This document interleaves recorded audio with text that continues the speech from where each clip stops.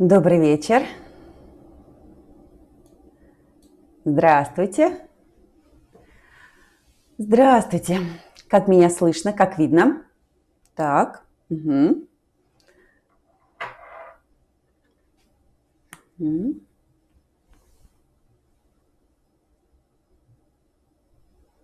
Так.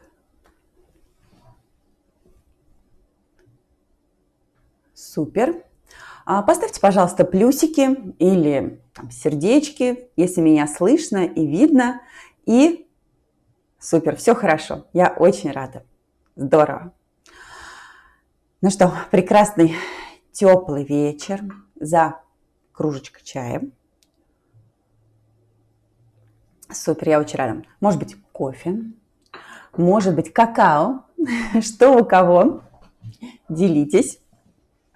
Ну, как всегда, чат для того, чтобы задавать вопросы или ставить там сердечки, плюсики и так далее, если откликается тема или, соответственно, какая-то такая тоже история идет у вас, которая нравится и хочется об этом подольше поговорить.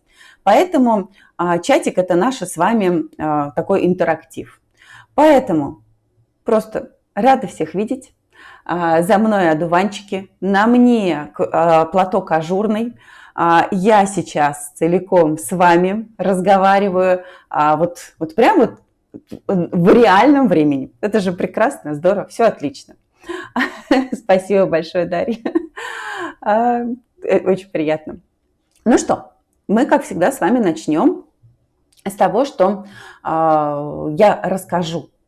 Как это? Знаете, как помните сочинение «Как я провел лето», но на самом деле и начало осени. То есть лето было активным, я надеюсь, у вас тоже. А оно у нас было втройне, я не знаю, в разы активнее. Почему? Потому что в этом году мы с вами провели первую нашу выставку батика. И, конечно, я о ней хочу рассказать. Соответственно, я расскажу вам о выставках, о выставке батика и расскажу, какие такие творческие мысли, которые сейчас у меня есть и происходят и в мастерской, и в планах.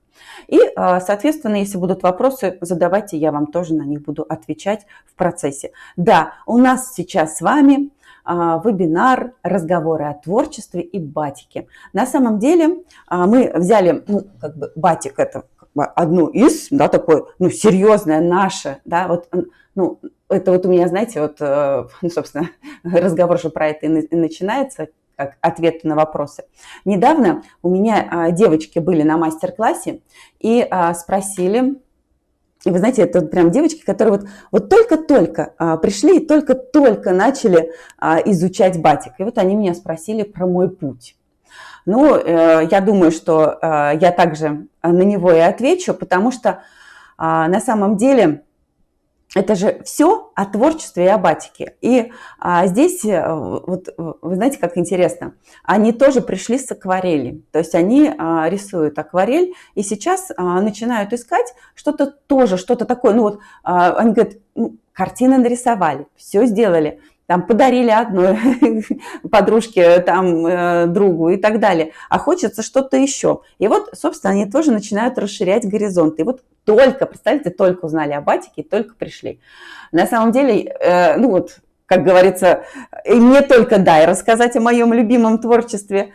Собственно, я и рассказала о том, что примерно так же мой был такой же путь, что был такой большой опыт просто академического рисования. И вот когда я начала уже на втором, на третьем курсе специализироваться, то есть искать, потому что когда общее образование, оно общее, все равно чем-то ты начинаешь заниматься, ты все равно в него начинаешь окунаться и видишь так всего много, ты все не сможешь изучить, я имею в виду все виды техники, а потом, зачем тебе это, да? Надо, все виды творчества. Поэтому, так, Лариса пишет, изображение зависло. Расскажите, у вас зависло изображение? Видно меня? Поставьте, пожалуйста, плюсики. Если у вас что-то зависает, может быть, интернет не тянет, вы всегда можете перезагрузиться. Хорошо? Итак, да, я тоже тогда всегда очень любила акварель, ну, в принципе, я ее сейчас тоже очень люблю. Это не означает, что если ты выбираешь батик, то ты что, все забываешь, например? Нет, это тоже не означает. И вот то же самое, я также и ответила, что когда ты рисуешь картины, ну и, собственно, картины выполняют, в основном одну функцию, да, украшает стены, да, не в тему Простоквашино. И вот ты начинаешь, соответственно, уже следующее тоже думать, а что если, а как можно себя применить, вот, собственно, декоративно-прикладное же искусство, да, чем мы занимаемся, вот именно приложить свои умения. И вот, собственно, тогда уже, наверное, больше, наверное, 25 лет назад я уже, собственно, узнала, что такое батик. Ну и, в принципе, я говорю, я до сих пор сейчас не устаю совершенствоваться. То есть это же тоже здорово, когда есть любопытство, любознательность, я бы даже так сказала. Угу. И вот ты начинаешь и продолжаешь совершенствоваться, и продолжаешь, и уже с удовольствием обучаешь, и рисуешь. И, в принципе, у тебя очень много историй, куда ты можешь приложить свое творчество. Поэтому батик вот в этом смысле, в прикладном, творчество равно практичность. Вот мне здесь оно прям очень-очень сильно импонирует и нравится. Ну, собственно, про это я тоже им ответила. Итак, все окей. Все, значит, если что, просто перезагружайте. Есть. Ну что, пошли на презентацию, смотреть красивые картинки. Я также буду их словесно рассказывать о них, показывать. Если какие-то будут истории, то буду так еще немножечко уточнять. Итак, что у нас есть здесь? Здесь у нас, это вот мы попытались сфотографироваться пока только с участниками. Естественно, участники еще пригласили своих друзей, родственников, близких и так далее. И мы здесь, кто-то даже приехал. Вы там сейчас увидите путешествие желтого чемоданчика. И вот, действительно было очень тепло. Это у нас открытие. Мы и празднично встречали открытие, и провожали. И у нас еще, что интересно, были активности еще в режиме работы выставки, и вот это вот еще теплота встреч. Поэтому здесь было... Кто-то привел своих детей. Вы знаете, вот на самом деле до сих пор дети не устают меня благодарить, потому что я детей тоже своих задействовала. Все то же самое, вот как, собственно, тоже и Светлана привезла своих детей. И вот еще тоже чей-то подросток стоит хороший, симпатичный. И вы знаете, вот и дети говорят, то есть, мам, мы знаем, чем ты занимаешься. Мы это все видим, ну и тем более, вот видите, и, собственно, и картины украшают все, что и на мне, и вокруг. Но вот это вот ощущение погрузиться, увидеть, наконец-то, кто-то их первый раз видит, да, людей, которые учатся, которые создают тоже прекрасно своими руками. Мне понравилось, знаете, еще что многие жены привезли своих мужей, чтобы посмотреть, куда они уходят или, собственно, чем они занимаются. Ну и, видимо, когда в онлайне происходит, они же тоже постоянно слышат мой голос, когда учатся в школе. Поэтому вот здесь тоже было очень здорово увидеть воочию. У нас был даже дресс-код. Я попросила девочек либо одеть что-то с батиком, либо украсить себя платком, чтобы у нас с вами получались еще тоже красивые фотографии, ну и потом тоже в тему. И вы знаете, еще тоже история о том, опять же, о прикладном значении батика. Вот мне, и, собственно, и в моем стенде это было показано тоже, как роспись тканей можно применять и в интерьере, и на себе. И то, что вот именно пользоваться тем, что мы расписываем ткань. Ткань драпируется, просвечивает, свет просвечивает. Прекрасная история с окнами тоже, да, дневной свет просвечивает, там тени какие прекрасные создают. Поэтому здесь мы очень классно в этой теме посмотрели, поиграли. И вот тоже... Как здорово девочки подбирали свою одежду, как мы еще потом на закрытии мы еще, это дальше будет, мы, когда был у нас первый день, мы расписывали платок. все вместе. Кто даже, вот меня спрашивают, а мужчины к вам приходят на батик? Вот вам, пожалуйста. Мужчина приложил свою руку и попробовал расписать. Этот платок был, ну, как бы общий такой, общим творчеством. Мы, собственно, и выставку назвали «Красота каждого дня». Да-да-да, у нас есть, естественно, каталог тоже с красотой каждого дня, который получили все участницы. И здесь, собственно, их работы и, конечно, прекрасные слова о творческом пути и о рассказе о работах. И почему назвала «Красота каждого дня»? Опять же, ну, пришло это название, опять же, из темы того, то, что прикладное. Да? Все то, что мы делаем, мы окружаем себя. То есть, ну, это действительно каждый день радуют картины. Каждый день можно украшать себя, причем разными платками, разными шарфами. И, соответственно, создавать разное настроение. Поэтому мужчины тоже приложили свою руку. Это мы уже готовый платок. Ну, естественно, мы делали красителями, все по-правильному. Я отнесла в мастерскую, тем более еще и было время. У нас выставка была 2 недели, поэтому я успела и закрепить наш красивый платочек. И разыграли мы его. И получила его наша же с вами ученица и участница выставки Елена Пензина.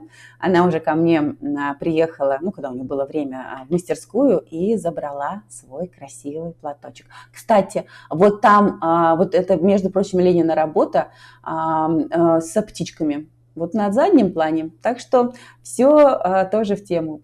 Конечно, ну какое же открытие без фуршета. Ну а потом мы же действительно с вами встретились. Со многими мы вообще первый раз увиделись, потому что же со многими мы только в онлайн встречались, в онлайн-школе. Поэтому тоже была такая прекрасная возможность. Не расходились до последнего. Прекрасный, тоже интересный был зал. Это вот торжественное вручение каталогов. И зал был, честно, лето было жарким. Мы все это прекрасно помним. И здесь был зал 17 века. Еще вот когда Лефортово застраивалось, то здесь вот прям вот такие огромные были стены. И не было ни кондиционирования, ничего, но там было прохладно. Конечно, когда было очень много народу, было все равно, конечно, жарко. Но вот это вот ощущение, как будто ты в такой прохладе сидишь. Там сколько разных историй рассказывали про домовых.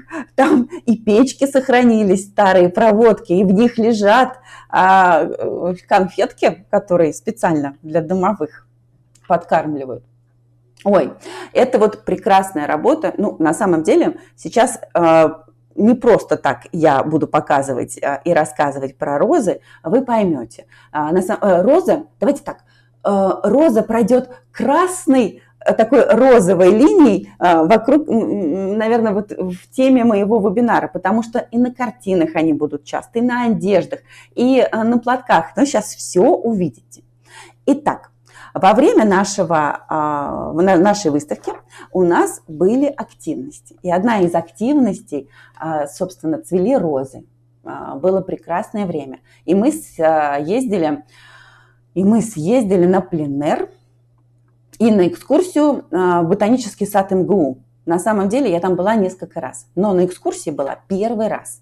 И если вы туда собираетесь, обязательно взять экскурсию. Почему? Потому что 70% ботанического сада закрыто. Но, в принципе, ботанический сад МГУ был сделан только как аптекарский огород. То есть он для учеников Московского государственного университета был сделан. Он, в принципе, был недавно открыт только для посетителей. Ну и открыли только центральную его часть, такую ходовую. А так весь аптекарский огород, вся Альпийская горка, самая большая в Европе, все убрано под экскурсию. Почему? Потому что там цветут и посаженные растения, многие ядовитые, потому что это как аптекарский огород создавался для изучения. Поэтому очень важно, если собираетесь в этот сад, обязательно взять экскурсию. Ну или опять же дождитесь, следующей нашей выставки. Интересно, что будет в следующий раз цвести. Итак, вот это вот прекрасно, нам повезло. Цвела роза, самая популярная роза среди садоводов. Она занимает первое место. Сейчас расскажу про нее немножко поподробнее. Называется эта роза роза мира. Так, это вот эта роза, потому что она многоцветная. С этой розой связано очень много легенд.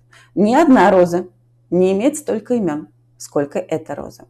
Мадам Мия, французская, радость, итальянская, слава Господа, латинская, и мир, peace, да, это английское, самое распространенное название.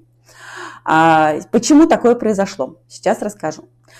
Отец и сын, Антуан и Франциск Мияны, это самые известные коллекционеры роз, и вот, собственно, кто выращивал и создавал разные сорта. С 1935 по 1939 работали над созданием уникальной розы. И появился вот этот вот цветок необычной красоты. У него от желтого солнечного до розового, иногда прям такого красноватого. То есть у них еще тоже бывают разные селекции и разные активности вот этой градиента. И розу они представили уже в 1939-1940 году и вызвала огромный ажиотаж. Еще не было, я, честно, не садовод-любитель, и даже не любитель, и уж совсем не профессионал. Это вот я рассказываю то, что было нам рассказано на экскурсии. Но я так понимаю, что когда создается выставка и представляется вот какой-то новый цветок, то, видимо, либо жюри, либо также садоводы, которые коллекционными занимаются, и вот селекцией, да, вот уже настоящей породой, они придумывают название или голосуют за название. И, собственно, не так представляется выставка, как корабль назовешь, так она и поплывет. Нет, сначала представляется новый цветок, и ему, видимо, имя рождается, да, выбирается как-то. И еще без имени, то есть такого определенного без имени у него не было. И вот представляете, эти черенки, в общем, ажиотаж полный, все хотят эту розу. Эта роза в виде черенков посылается почтой до коллекционеров и садоводов в Италию, в Германию, во Францию, в Англию, И представляете, в общем, в Германии, в Италии она поступает в питомники прямо вот перед началом Великой Отечественной войны. И, соответственно, все закрывается. Адресаты успели получить посылки, но уже занимались селекцией и разведением в закрытых условиях. И тогда уже, собственно, почему и, собственно, и произошло, что разные получило имена это растение. И поэтому у нее столько имен. Но я сказала, что роза мира – это самое распространенное ее имя. Но мне кажется, очень красивое и цветок, и название. Поэтому с этим названием пусть и живет. Мы прям устроились на травке и с удовольствием делали эскизы. Очень полезно. Почему сейчас опять я говорю? И вообще, на самом деле, не устану говорить, что очень полезно делать эскизы с натуры. Хотя, конечно, мы занимаемся с вами декоративно-прикладным искусством, но развитие не стоит на месте. И, как говорится, если мы не развиваемся, то что мы делаем? То есть, если мы стоим на месте, не идем вверх, а стоим на месте, значит, мы все равно немножечко начинаем идти вниз. Поэтому все время практика и все время какой-то... ставьте себе цели, да, какие-то для развития. Рисование с натуры это и очень помогает. Тем более сейчас стоит прекрасная пора, осенняя, золотая осень. Я не знаю, листва окрашены во все, кстати, как у меня одуванчики, во все цвета золотой осени. Поэтому смотреть, рисовать и вдохновляться. Да и зимой тоже прекрасно. Вообще все времена года прекрасно. Опять вернемся к розе. Рисовали ее кстати, тоже одна из редких сортов роз. Как всегда, в ботанических садах, таких серьезных, собраны, конечно, уникальные истории цветов. И сами цветы, и за ними следят, конечно, поэтому они очень красивые. Эти розы мы потом Вот, собственно, трансформация розы в природе на одежде. Сначала мы ее рисовали, естественно, фотографировали, потому что не все успели нарисовать. Потом мы все это переносили на одежду, думали, как, где, куда, композиционно решали.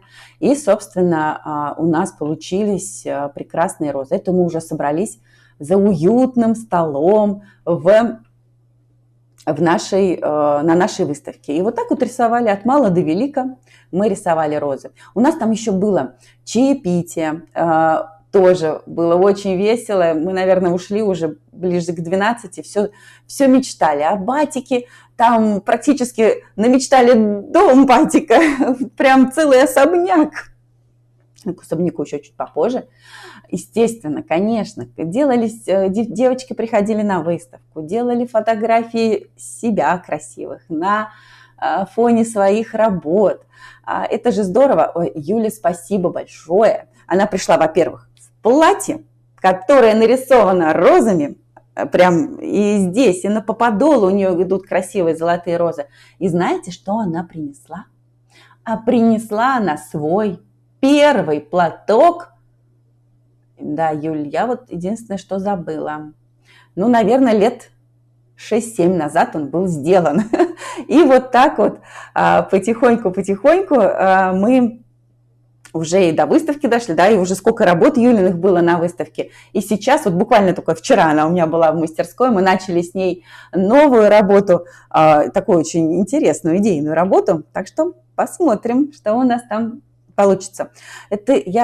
Она рисует, вот уже сколько лет занимается, она рисует и говорит: Надя, кажется, я эту технику еще не проходила. Я такая говорю: ну, еще сколько всего. Да, вот что здорово, в батике, опять же, можно совмещать техники, все идет от задачи. Ну, показывают мне картинку, я такая думаю: ага, может быть так, да, идею. И мы создаем новое произведение.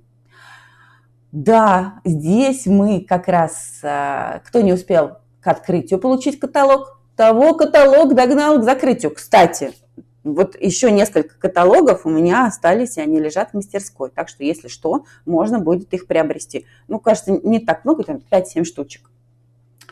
Здесь на мне тоже, кстати, шелковая блуза, и я не отставала. Потому что все украшали себе розами, а что я буду? Нет. Я тоже хочу розу свою.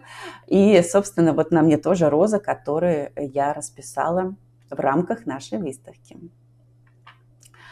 Вот прекрасная тема с путешествием. Кстати, это опять же Юлина работа, да, это Юлина работа, это с гранатами, что и в акварели, что и на шелковом платке работа Иры. То есть, ну как всего. А кто узнает гранаты? Подушка? Да, это Скурта, Бартик, Старт. Все здесь. Это мы узнаем, кто выиграл наш платок. Так что дружно похлопали Елене. Правда, вот я говорю, ее не было на закрытии, но она приехала ко мне и забрала свой платочек. Все, надеюсь, все, уверена, все прекрасно. Еще очень часто тоже мне задают вопросы, а как носить платки?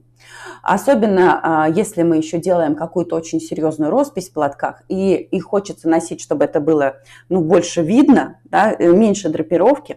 Поэтому мы здесь тоже сделали такое небольшое импровизированное дефиле, как можно носить платки. Ну, так как это было, конечно, лето, мы много делали всевозможных изображений накидки, всевозможных тем летящих платков, не туника, можно и как туника завязать, можно как завязать как просто красивый, типа жилетки, да, такой. Поэтому по-разному мы миксовали. Вот Надя как раз украшает мою дочку Карину. Да,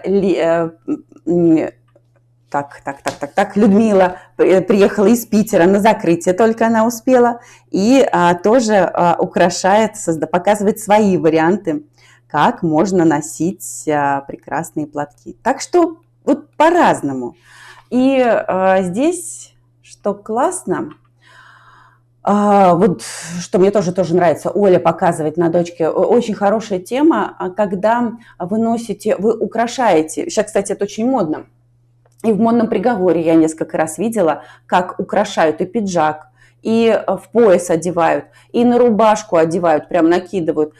Им, чтобы не разлеталось, можно несколько раз зацепить платочек, можно даже просунуть в пуговицы, в шлейку, а можно убрать под ремешочек. Тоже очень красивая история и очень рабочая, мне кажется.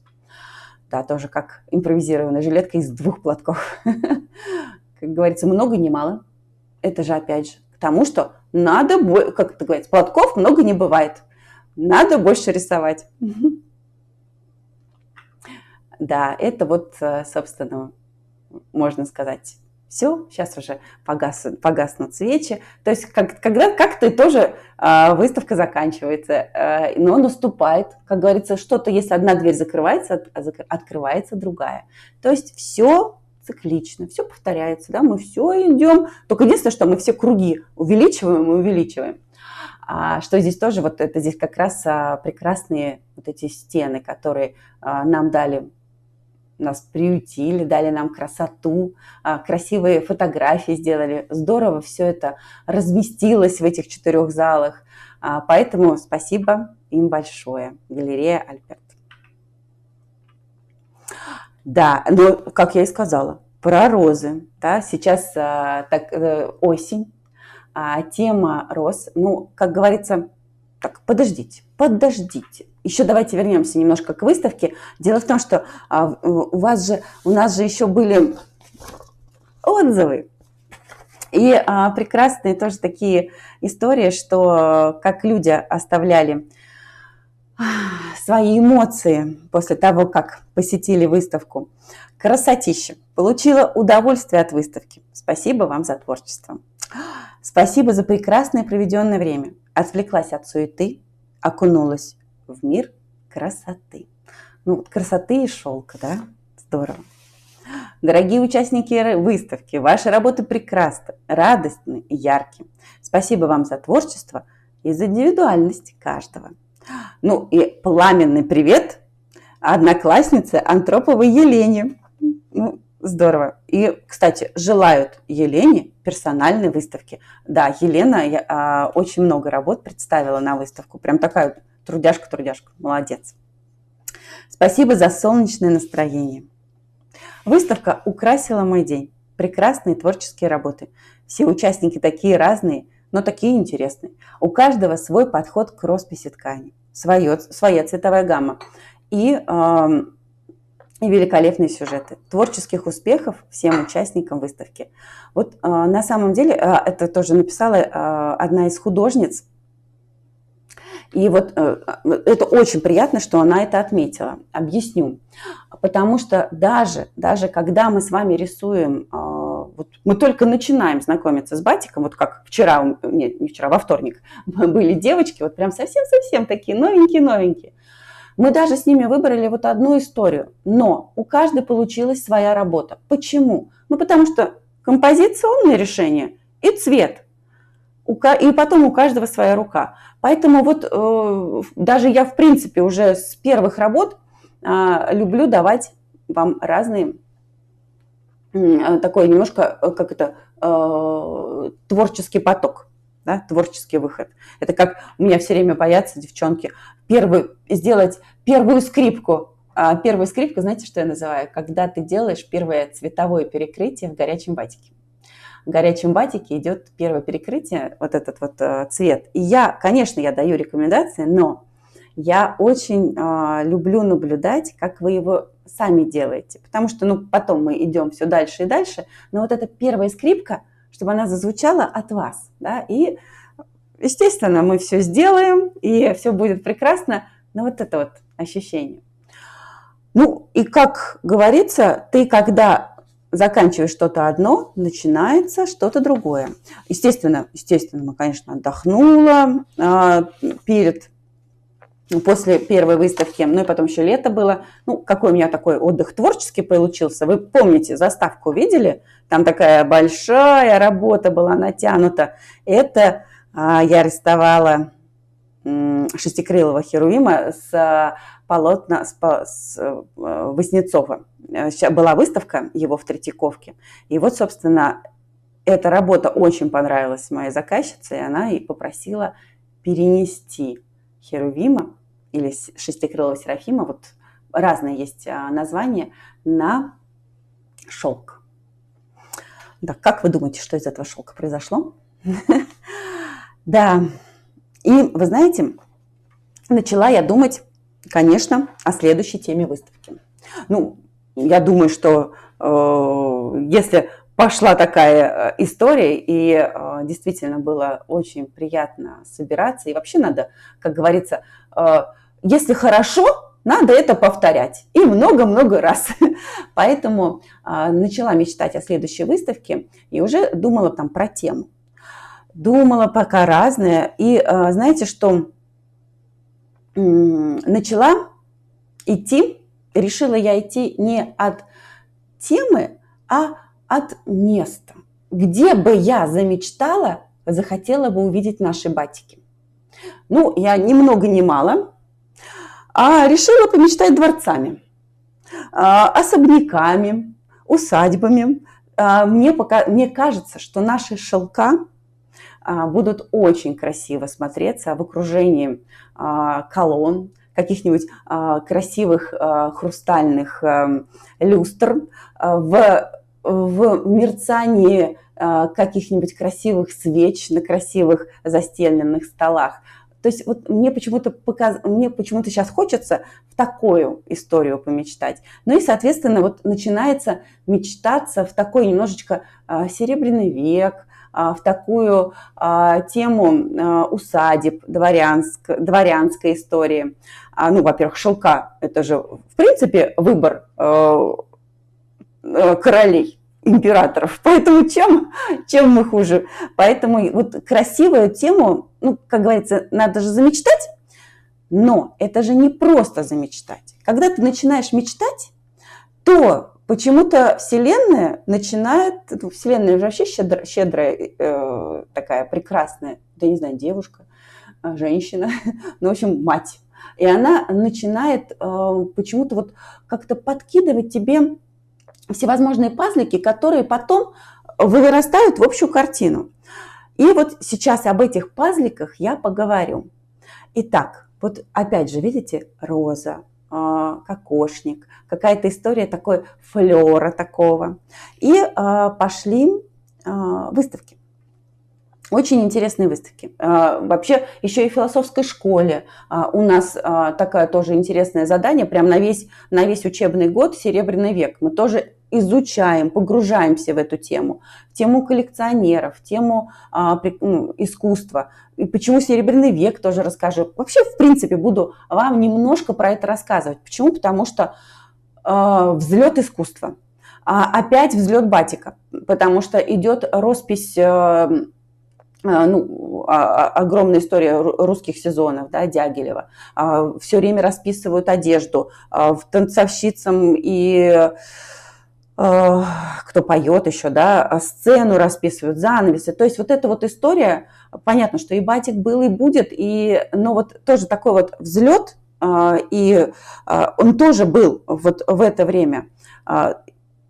Почему бы тоже это не вспомнить? Такие художники, которых мы также много с вами рисовали. Помните, у нас недавно прошла история сирени весной, а тема сирени – это же вообще тоже история Врубеля, как она идет красиво. Сколько у нас работ в школе, посвященные тоже импрессионистам, ну вот этому времени тоже, художникам, Левитану. Кстати, Левитан, осень, это же опять же в тему. Итак, теперь перехожу в планы вот выставки, которые посетила. Это очень интересный дом. Посмотрите его внимательно. Вот, собственно, так дом выглядел. Это дом Павла и Сергея Третьяковы, где они провели детство, да, 10 до 14 лет. Потом просто этот дом стал мал, купеческой семье, очень богатой купеческой семье. Видите, все очень скромно, умеренно. Низ только деревянный, низ только каменный, верх деревянный. Такая история. Ну, в принципе, они же, Третьяковы, были старообрядцами, и, в принципе, умеренность это была, ну, как бы в их таком коде. И тоже спокойно, то есть дом хороший, добротный, ну, в принципе, до сих пор стоит для жизни, но просто переехали из-за того, что стал маловат. Семья растет, и в 2021 году его открыли, ну, его долго реставрировали, его открыли, вот его, он такой свеженький, беленький, чистенький, внутри вообще прекрасно. И сделали его именно как дом Павла и Сергея Третьякова. Естественно, коллекцию из Третьяковской галереи никуда не забирали. Там в основном коллекция Сергея Третьякова. Портрет, да, есть Павла Михайловича.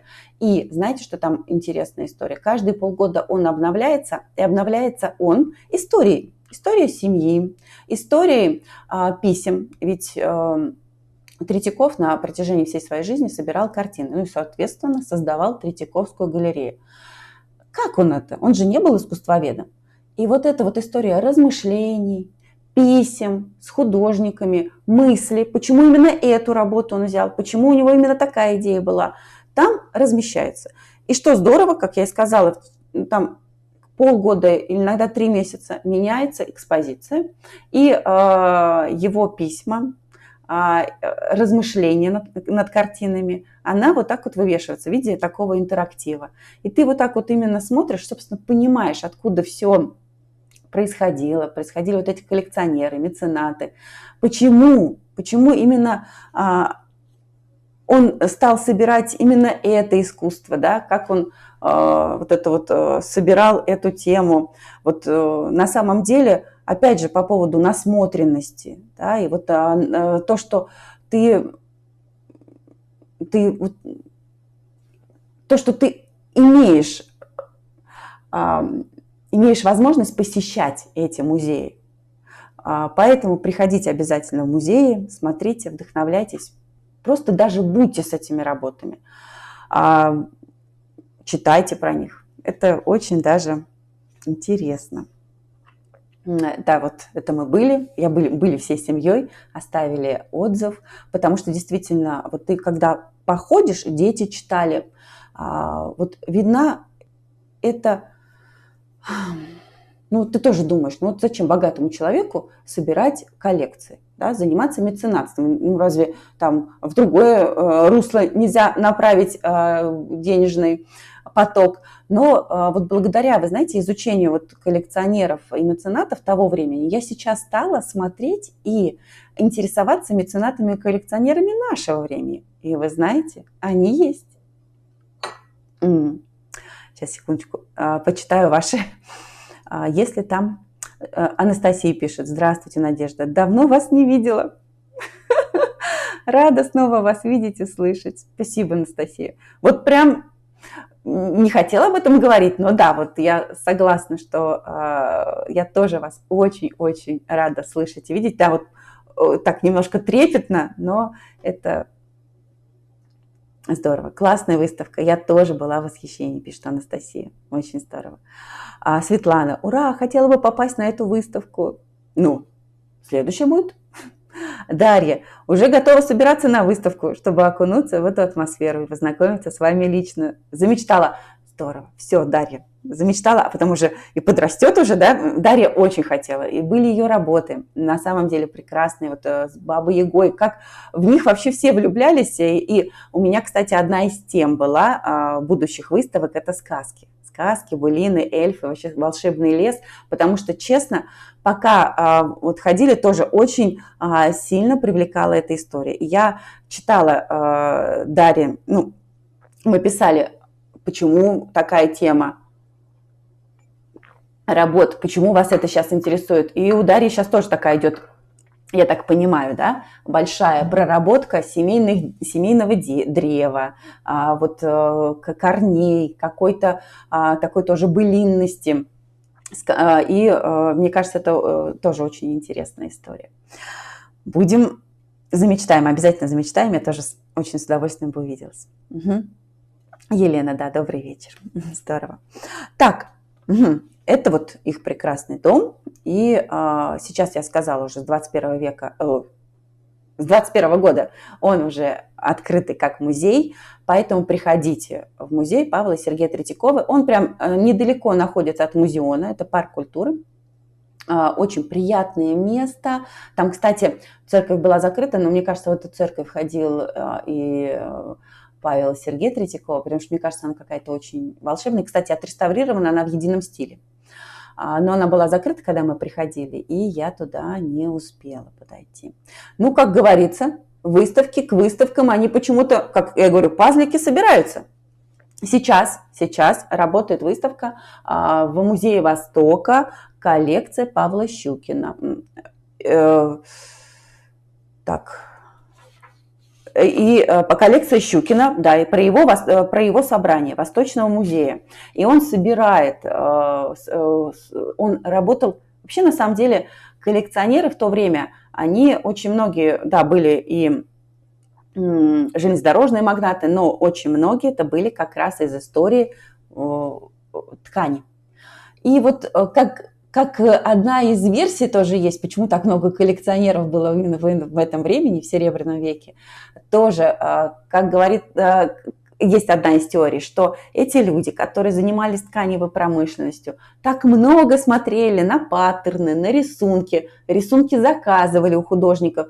То есть вот эта вот история тоже работы все время, ну, да, насмотренность, на как бы быть все время в процессе трогания, работа с тканью, тогда очень была популярная история, вот я прям даже сфотографировала, Нижегородской ярмарки. В принципе, все первые коллекции были оттуда. И экспонаты у Щукина тоже очень много было приобретено в этих рядах. Он говорит, прохожу через восточные ряды, рядом продают шафран, а между мешочками я что-то замечаю. То какую-то серебряную ложечку какого-нибудь 13 века, которой он просто шафран насыпает, я ее беру и покупаю.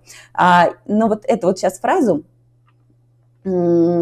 хотелось бы тоже отметить, вот Бахрушина, да, почему, собственно, Серебряный век тоже так и заинтересовал, и коллекционеров так много было, и меценатов, но именно в это время создается музеи, которые, галереи, сначала это были галереи, потом они стали музеями, которые, собственно, собирают меценаты и коллекционеры. И в это время было какое-то повальное увлечение. Все что-то, кто-то собирал. У кого-то это просто превращались просто в картины на стенах, которые надо украшать. Представляете, красивые особняки, люди богатели, у них были пустые стены, их надо как-то занавешивать. Потом, опять же, все же заказывали свои портреты у художников. Но это была история. У многих, конечно, их настолько коллекция разрасталась, что они открывали музеи. А кто-то сразу задумывал свою коллекцию как музей. Поэтому, вот, опять же, к тему Третьякова или вот тоже Щукина, они собирали именно, Щукин интересовался Востоком, все собирал в качестве там и Ближний Восток, и Дальний Восток, и Сирию, и Персию, и Китай там у него есть представлен. А Третьяков, он наоборот, собирал передвижников, собирал галерею портретов и делал историю, как бы русскую историю собирал в своем музее. То есть у него тоже было такое как бы направление. То есть он сразу замыслил свою коллекцию как музей. Тоже же интересно, да, вот как тоже говорят, мыслить серийно. Да, вот вы выпускаете какую-то серию, и вы начинаете про это мыслить именно такими развертываниями портретов, либо полотков, либо картинок, тоже картин. Угу. Так, я так вдохновилась, честно, что Петра Щукина, помню, что. Угу. Что я пошла и сходила на вернисаж. Вдохновилась я чем? Вдохновилась я тем, то, что действительно люди собирали не только да, вот этот антиквариат. Может быть, я подумала, что-то мне где-то опять даст какую-то ниточку, что-то размотаю клубочек. Ну, то есть вот эта вот тема заинтересованности. Потом послушала еще лекцию Александра. Александру, сейчас я вспомню, Васильева, историка моды. И он тоже говорит, собирайте антиквариат. Это же очень полезная история. Поройтесь в бабушкиных сундучках. И вот тоже тема, почему тоже история Серебряного века и история вот антиквариаты коллекций. Как говорится, то, что в бабушкиных сундуках лежит, надо посмотреть. Опять же, это же твоя история. Опять, да, Дарья, к теме родословного древа. Как это все раскроется клубочком, кто знает. Но вот посмотрите, какое кружево 50-х, 60-х годов. Здорово же. Антиквариат, в общем, можно купить. Места есть. Места есть. Это вернисаж, всевозможные выставки, барахолки и так далее и тому подобное. Я думаю, вы сами знаете такие тоже места. И, кстати, да, смотрите, сколько ламп. Ну, наша тема для абажуров. Берем, делаем, даем новую жизнь. И тоже получается очень красиво. Кстати, ширмы, да, тоже классная тема. Угу. Опять же, к теме применения батика. Следующая выставка. Эта выставка была в музее русского импрессионизма.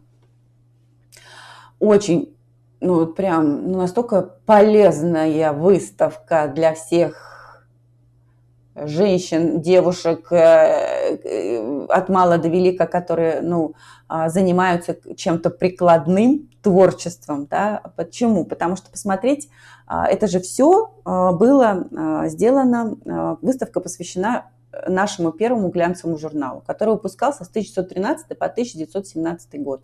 И назывался он «Столица и усадьбы». Соответственно, там работали, да, иллюстрации заказывали художникам опять того же времени. Рассказывали какие-то курьезные случаи интересные. Писали про историю, про столицу, про выставки, что происходило, какие мероприятия, что сейчас модно есть, как накрывать на стол, какие платочки сейчас носят и так далее и тому подобное. То есть вот история, как говорится, это был русский Татлер. Только в России выпускался и, соответственно, с нашим таким красивым коленкором. Вы заметьте, пожалуйста, как художник по батику, что везде платки. Либо платок, либо шаль, либо платок накинут на стол, либо на абажур, либо висит красиво на стене. То есть везде тема, опять же, батиков. Платков это прям вообще отметила для себя, порадовалась этому. Бахрома, она, кстати, опять в моде. Опять же, бабушкины сундучки. Вот здесь посмотрите, как, понятно, что это достаточно плотная ткань, типа шпалера, висит или гобелена, но почему нет? Ой, и между прочим, тоже, вот вы знаете, на выставке, вот опять же, тема насмотренности. Я очень долго думала, как мне представить на выставку платки. Их много было. И какие-то платки я просто повесила на вешалки, а какие-то я развесила на стенах, как картины. И вот, кстати, один из приемов, такой как шпалера, я и применила. Сделала деревяшечки тоненькие в размер платочков. И вот именно так на веревке такие плотные, красивые повесила, жгуты. Поэтому очень красиво смотрится. И тема развески любой ткани в виде шпалеры очень хорошая тема. И вот сейчас, кстати, тоже будет небольшой анонсик. Мы рисовали городской скетч, городской пейзаж на шелке. И там Ирина нарисовала платок. Но пока она его рисовала, она уже несколько раз поменяла решение, что, может быть, нет, это будет не платок, а картина. Ну и вот, собственно, мы его все равно подошьем, сделаем как платок. Но вот так можно будет его повесить на стене, если захочется вдруг его вывесить как картину. Угу.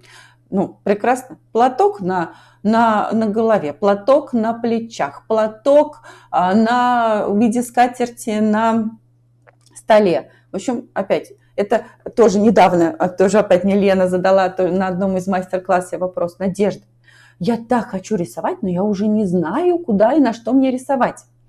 Поэтому, Лен, я думаю, что после этого вебинара вопросов не будет. Так что есть куда и что украшать. Тоже, да, история о том, что украшательство себя, это тоже, вот опять же, все пазлики. Недавно была на лекции историка моды, и тоже вот он рассказывал немножко про выставку в Музее русского импрессионизма, это вот «Красивая жизнь». И рассказывал тоже про эту картину, когда рассказывает, ну, что рисовать художник. Вот они приезжают в усадьбу, на даче, прекрасный день, пленэр, говорит, ох, сестрица, давай я тебя нарисую. Посмотри, и тени красиво играют, возьмешь чай, как купчиха сядешь. Мамочка, сестренка побежала, надела все самое красивое. А что самое красивое? А самое красивое – это, конечно, бабушкины сундуки. Открываем, достаем красивые платки, надеваем на себя, украшаем, садимся там, раскладываем парчевые подушки, и все. И вот мы готовы. Позу приняли и рисуют. Вот она история жизни, да, вот как здесь и сейчас. Тоже. Платок. И тут, собственно, опять же, насмотревшись, опять по поводу насмотренности, почему надо ходить на выставки. Все то же самое. По поводу насмотренности, вот эта тема кокошника, вот сейчас хочу тоже сделать фотосессию вот в этом образе, когда у тебя есть кокошник, на кокошник надета или сверху одета такая типа фаты, типа платка. Ну вот была такая фотография с розами, тонкая органза расписанная. Поэтому вот этот образ, ну, его не было. Увидела, пошла тоже мысль, особенно когда представила, что это все в темах усадьбы, в темах парадного портрета с жемчугами. Ух, красиво. Ну, мне кажется, красиво так батик будет смотреться, наша шелка. Тоже, да? Парадный портрет. Теперь мы будем знать, как фотографироваться на выставке, например. Будем вот красиво садиться. Будем принимать парадную позу. Тоже есть же вот эти вот портреты Серова, когда, помните, такие величественные, как свечки женщины. Опять же, жемчуг, атлас и органза. Красота. И опять же усадьба. Ну, в общем, прям вот как-то меня греет эта история нашего продолжения. Выставка, батика, усадьба или особнячок какой-нибудь, какие-нибудь колонны немножечко с патиной и мы. Да, как-то плавно перешла к современности. Но опять же, посмотрите, как здорово как здорово, это прям была выставка кутюрной коллекции выставочного дома «Эдем». И сделано это было все, почему я еще туда пошла, сейчас расскажу. Это музей Москвы. И в музее Москвы это такие огромные, раньше там кареты заезжали, и такие вот огромные ангары, чтобы этот еще ангар надо привести в порядок, такую сделать выставку тоже красивую. И там была, знаете что, выставка Эрме платков. Там даже приезжали белошвейки, вот прям показывали всю историю, как делались эти платки, создаются эти платки. Показывали, как подшивочка идет через рулик, через верх. Поэтому вот Музей Москвы, если что-то происходит, я обязательно туда хожу. И вот, собственно, тоже не пожалела. Пришла на выставку это вот прекрасных кутюрных платьев, которые с вышивкой, со всевозможными, вот, чувствуете, вот прям жаточка наша. Это же прям в тему. При прекрасных шарфов и платьев. Ну, в общем, было очень красиво и атмосферно. И весь вот этот вот как бы ангар, да, занавесили белой тканью драпировки и поставили такие еще красивые композиции цветочные. То есть вот прям такая, и была такая, знаете, приглушенная музыка, свет. Такое ощущение, что, знаете, еще, может быть, туман можно пустить по полу, и тоже будет очень красиво, атмосферно. Это прям, опять же, что еще мне понравилось, и я это тоже буду использовать в следующих наших историях. Посмотрите, все платья, ну, это все тоже очень хорошие ткани, все сделано на просвет, то есть они еще сделаны с подсветкой внизу. Посмотрите, как здорово смотрится. Мне кажется, очень выигрышно и красиво. Угу. Оно.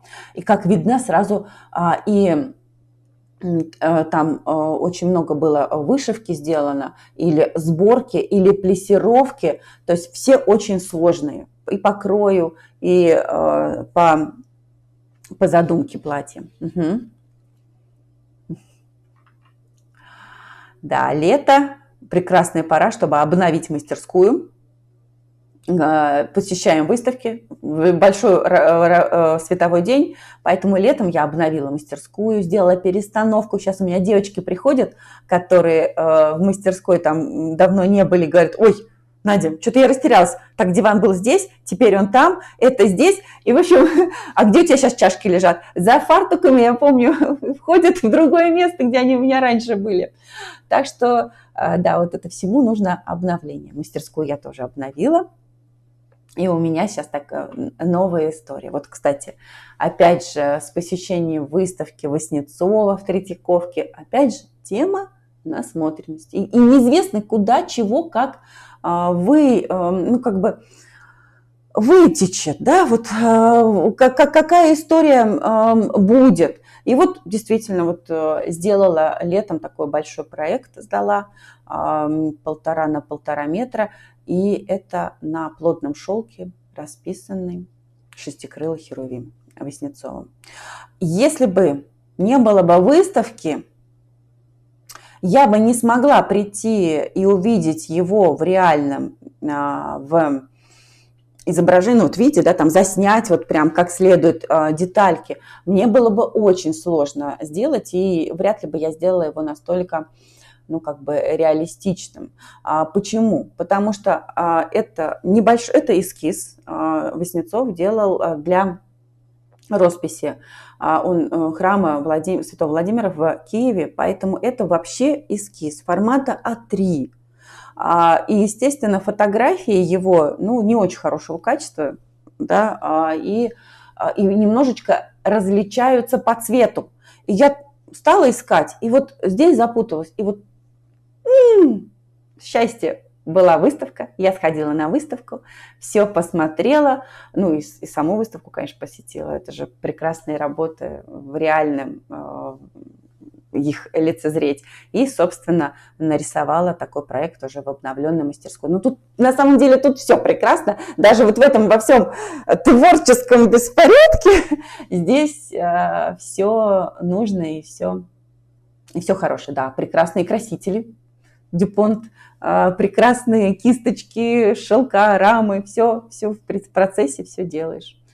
Почему? Обязательно тоже всегда говорю, мы занимаемся с вами прикладным искусством. Наше искусство должно, наше творчество должно пользоваться, да, применяться. Поэтому важно, чем и на чем вы работаете. Это очень важно.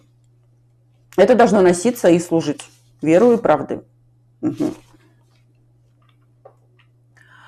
Это вот тоже вот прям буквально на днях прошел курс наш такой небольшой, двухдневный двухдневное погружение в творчество. Города рисовали на тканях. И нарисовали разные города. Наташа нарисовала старые улочки Италии.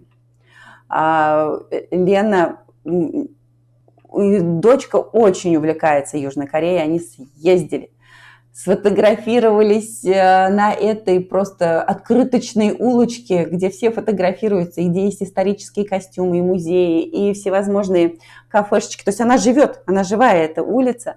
И, соответственно, тоже сделали прям историю недавнего их путешествия. Светлана, прекрасный Питер с его каналами. Когда мы тоже рисовали, все переживала, как нарисовать речку. Воду. Вода, батик, где все течет, где, собственно, все краски, это 99% воды. Так это же вообще наше все. Море, вода. Да, это вот этот как раз Ирин платок, прекрасная Сицилия, яркая, или уж Греция. Вот прям, вот мы еще не знаем, что это, но что-то такое очень красивое, солнечное, волшебное. И вот тоже, когда рисовали, девчонки, нет, жалко это на платок, давай это на картину. Ну, в общем, посмотрим, что будет. Такая у нас будет история. Ну и сейчас хочу вам напомнить, что все в сад, все в парке, обязательно в лес гулять, наслаждаться этой осенней порой. У нас, кстати, недавно были в рассылках ссылки на наши, нормально. Я уже про себя как наш. Вот уже что, замечтала дворцами? Ну да, все. На мой вебинар, где, собственно, мы рисовали золотую осень. Недавно были в письмах, в рассылках, то есть уже кто-то и уже нарисовал, и эту осень. Поэтому обязательно рисуйте, смотрите, вдохновляйтесь. Сейчас это действительно самая прекрасная пора, а осенняя, она, может, она еще и прекрасна из-за того, что она такая короткая. Но и потом здесь действительно все цвета от серого, бордового, фиолетового, до зеленого еще, да, где-то осталась зеленая история, до такого золотистого. Поэтому не пропускайте осень, хорошо? Это очень-очень важно прожить эту историю, да. А вот сейчас на мне не случайно этот прекрасный ажурный платочек, потому что, как я уже, да, тоже вам сказала о том, что у нас в школе есть и рассылки. Так, кстати, если вы не подписаны на телеграм-канал, обязательно подпишитесь. Если вы не подписаны на наши рассылки, тоже, потому что там часто я публикую вебинары, встречи, мастер-классы открываю полезные. Вот была недавно осень. Видели? Читали? И, как всегда, где обучаться? Есть школа. Школа есть у нас и есть мастерская, да, но она в Москве. У нее есть определенное место жительства. Хотя, опять же, мастерская в виде меня может путешествовать по разным городам. И еще у нас огромная онлайн-школа. Да? Набирайте «Школа современного батика» или batikschool.com и заходите на нашу школу. И здесь вы можете попутешествовать и посмотреть, что есть.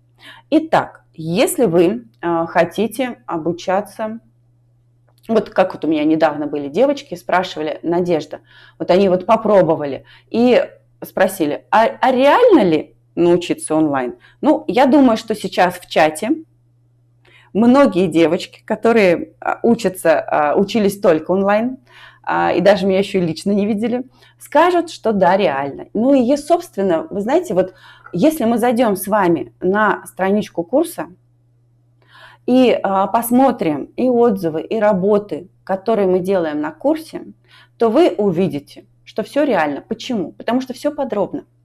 Прям по урокам, по шагам. Мы вот так вот вместе все делаем, проходим. И вот сейчас у нас появилась новиночка вот в этом модуле.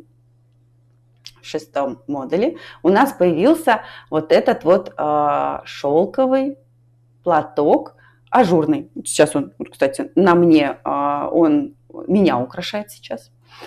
Здесь я подробно рассказала о технике многослойной горячего батика, показала примеры, как работать в ахроматической гамме, работать и еще, извините, жидкими акриловыми красками тоже есть такие вопросы. Здесь тоже я это рассказываю. Хотя, честно, я не очень люблю в горячем батике работать водно-дисперсными красками под утюг, потому что это многослойная техника. Но, опять же, все бывает, разные возможности. Вот. И, соответственно, сделали вот такой вот цветной большой платок, который сейчас на мне. Поэтому, если вы проходили уже батик старт и хотите пройти что-то новенькое, пожалуйста, заходите. А если вы только-только начинаете, то прям посмотрите вот эти все уроки, разные модули, естественно, разные вариации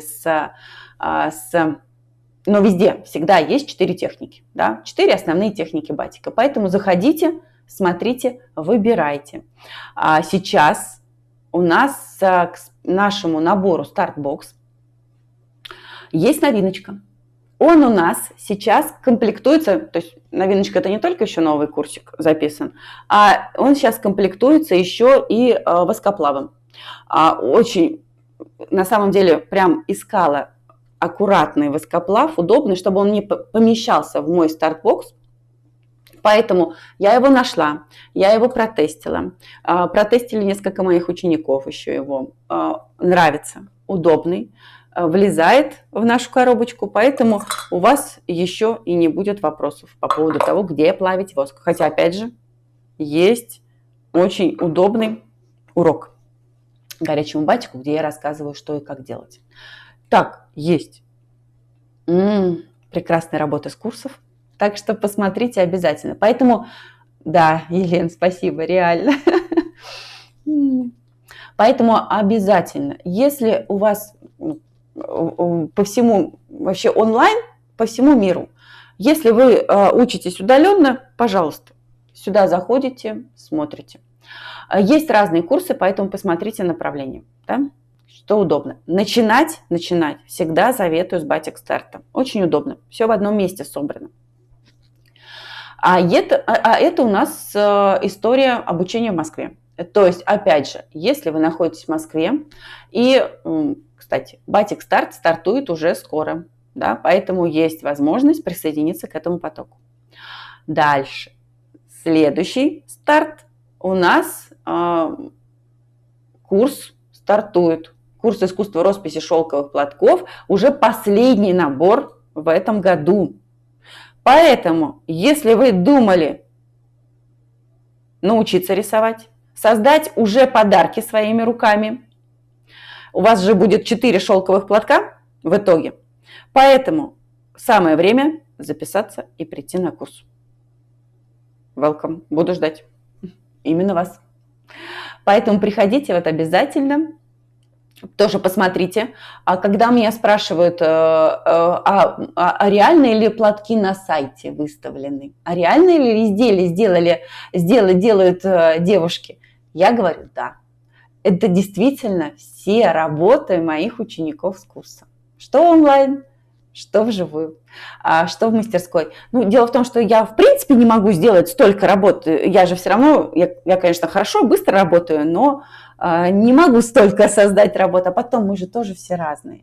И у каждого своя история. Ну, вы посмотрите, вообще на самом деле любое видео можно будет открыть и посмотреть, пролистать всю эту историю, увидеть. За каждым видео идет история ученика, история девушки прекрасной. Это все, что у нас есть. Нет, это не все. Еще у нас будет вот этот вот прекрасный платок, лотосы. Я его тоже рисовала на шелковом платке. Я его рисовала, вы наверняка видели, как он используется в одежде. тоже очень красивая роспись, поэтому в технике горячего батика, в технике набрызга и таких вот возможностей горячего батика все сюда. Тоже можно будет прийти порисовать. Это будет 2 дня, поэтому тоже 2 воскресенья. Запланируйте это время.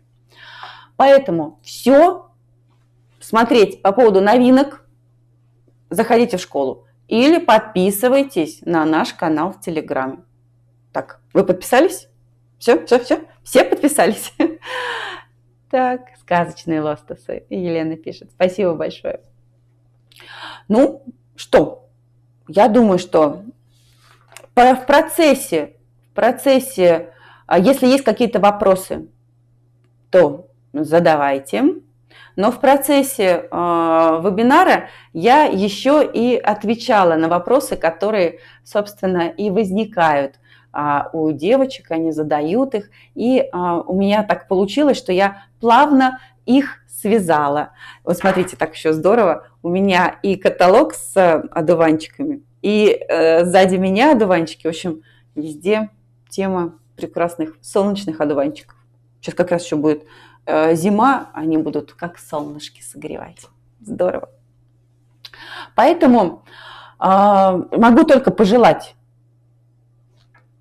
любоваться осенью, гулять как можно больше, фотографировать сказочные моменты. Вот сейчас как раз деревья, они немного еще одеты в эту сказочную золотистую листву, но уже обнажаются. Ну и, собственно, помните, когда тоже есть такая фраза у художников, ну что мне лето рисовать? Летом это зеленое, зеленое и зеленое. 3 разных зеленых. Поэтому осень любят все художники, потому что здесь обилие красок и обилие вот этого сказочного такого волшебного настроения.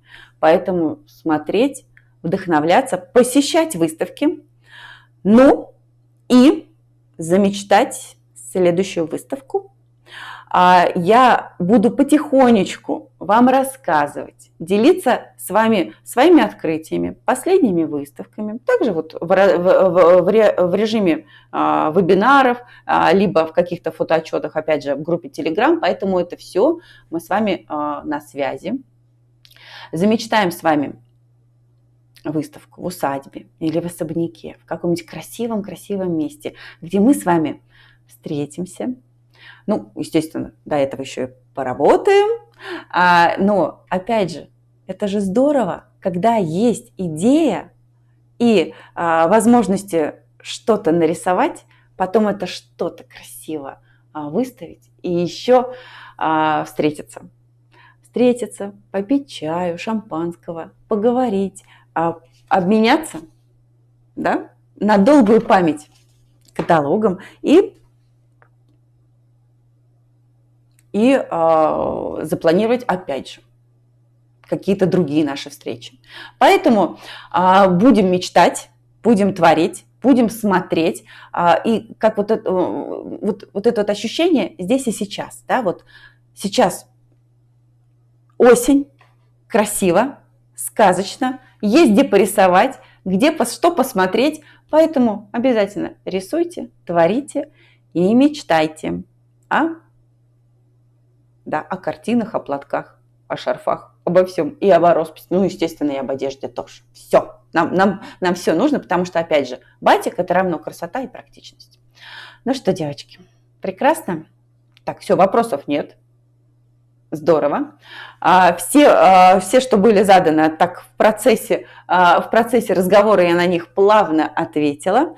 Ну, а так, конечно, если появляются вопросы, пишите, я на них буду отвечать.